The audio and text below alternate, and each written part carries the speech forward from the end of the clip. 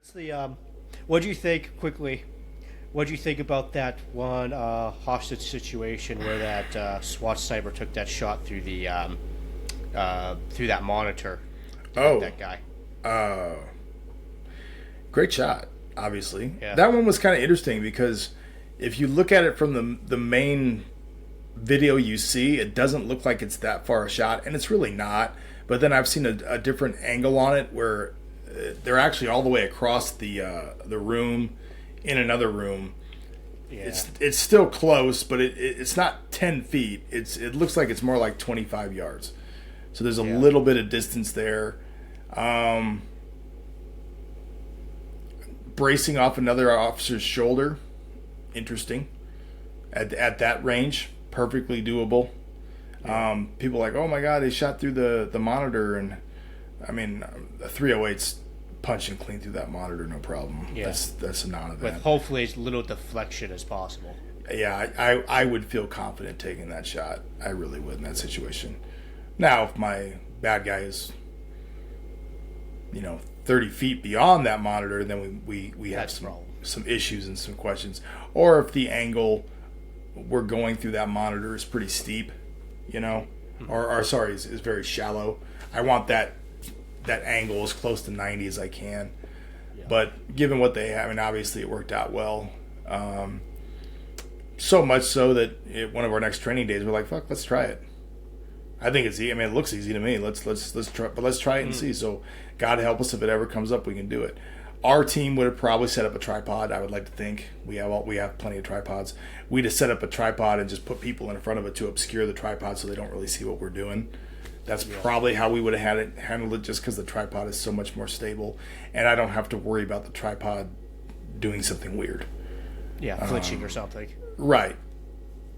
And admittedly, if you're putting that muzzle over my shoulder, even with the suppressor on it, I mean, my anxiety level is not zero. Okay, I know it's harmless. I know it's not going to hurt me, but I'm still like, okay, well, all right. I think the anxiety level, because if I remember the video correctly, there's actually quite a few guys Yeah, there's a lot of guys. forward of that muzzle. I would have been more worried as those guys. Yeah, and I remember seeing the Clear guy. lane. I think he grabbed the barrel, which isn't really.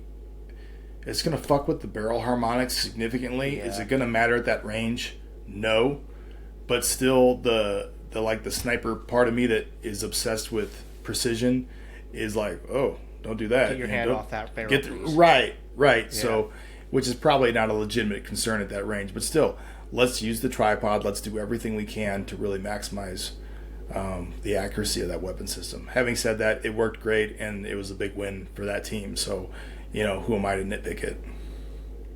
Now, I got a question, because I've actually never had the opportunity to use a tripod like that with a, obviously, a more precision rifle.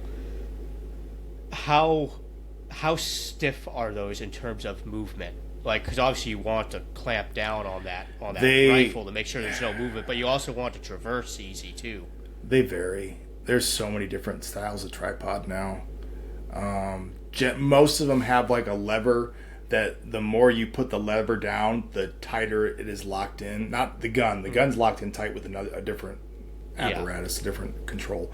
But the looser this lever is, or some people it's a knob, but the more movement I have in the weapon. And then, I'm on target, you crank it down is usually what I would do. Some people like having a little more movement in there. Generally speaking, it's tough. I struggled switching to tripod shooting. I kind of force myself to do it now. I preferred not using the tripod. I've come around to the fact that is prone better, yeah, but for me. But as far as if I could use a tripod or build a position off bags, generally your tripod's going to be more accurate once you get enough experience with it. Yeah. You just have to. Pro too, it's hard to get into that position and still be able to see what you need to see. The hardest part. Context. The hardest part for me with tripod shooting is learning to put less influence on the weapon. Where you're shooting prone, you're really all those points of contact on the gun. You're pulling into your shoulder. you're controlling the weapon. You're stabilizing the weapon with your body, with your contact points, for lack of a better term. Whereas with the tripod is handling the weapon. The tripod is stabilizing it, and all I'm doing is putting as little influence as I can with my shoulder and as little influence with my hand, and just try to squeeze that trigger without influencing anything else in the gun. The tripod's going to hold it in place. So you're not even like, for example, in a bipod. A lot of bipods you actually push in. You load it, stabilize. right? So you don't do it. You don't load it. No. Interesting. And if you do, you can. So that difference can be tricky. And there's other theories on it too, but I have found more success. I try to put less influence on the gun when it's in a tripod, and I get better success. And I'm not the best tripod shooter in the world. There's guys on my team that are phenomenal tripod shooters. So, which tripods are taking over? I mean, going back to our first conversation with the whole Trump assassination, what were they shooting off of? Yeah, tripod. Yeah, and there's, you're basically balancing stability versus mobility. Okay, like the angles that because if you have a really wide base, like a ball kind of turret base on your tripod, and I've seen some that are like this wide, they're freaking awesome. But when you do that, your ability to angle down or angle up is limited. But they're a lot more stable. I personally really like those ones, but I got outvoted in that we have ones that have a smaller, kind of point that they're pivot point, I guess is what you would call it. It's a smaller pivot point, so it's less stable but more flexibility. Which probably makes sense for a lot of stuff that you do for security and big events, where you might be perched somewhere. You need a steeper traverse angle. Yeah, and ultimately, I'm big enough to admit I was wrong. The one we got is the right one for our application, but I wanted the extra stability, and I just didn't know how to. I just hadn't shot with tripods enough. Now I'm pretty good at it. Just it's a lot of getting familiar with your equipment, learning how to set it up in different shooting positions, getting kind of creative sometimes. Some of the shooting positions I've used tripods in, you just take a little bit of time and kind of look around and figure out what works best. You can make some extremely stable shooting positions with a tripod. It's also nice because it saves you as the observer a ton of fatigue. If you're on the rifle sitting there, it's fatiguing. As opposed to now the tripod is holding the gun and I just have to sit behind it with my eye lined up in that scope, and I can just observe and just relax. That's huge. That is huge. Especially if I'm watching, like I got a suicidal party in a house and it's my job to just watch this one window. It can be really fatiguing if I'm sitting on that window for several hours, as opposed to the tripod is already set up on that window and I just have to sit here and chill. Oh, he's there. Get on the gun. Yeah. So don't have to set up the position other than setting up the tripod. Really. Correct. No bags or anything like that nature. Yeah. Tripod shooting is really the way all sniper stuff's going. It just works. It just works.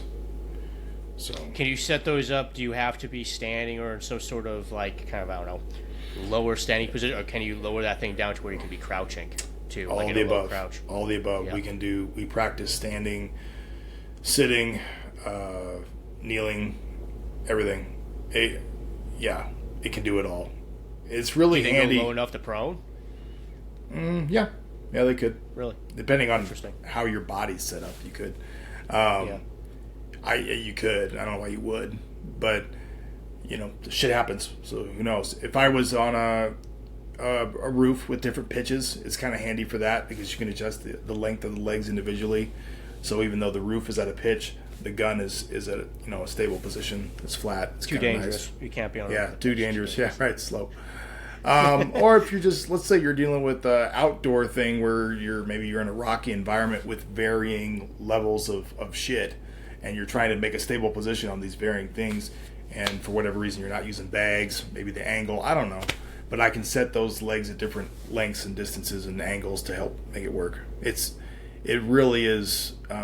If I see a sniper team that doesn't use tripods, I'm really like, wow, that's like a not having drones. You're old school. Yeah, you're just not up with the times. You're just not paying attention. You're just not advancing. I'm sure people listening would be interested. What tripods do you recommend? Oh, you're talking to the wrong guy there. Once again, I don't. If I had my kit with me right now, I would hold it up and say, "Yeah, this one's really good."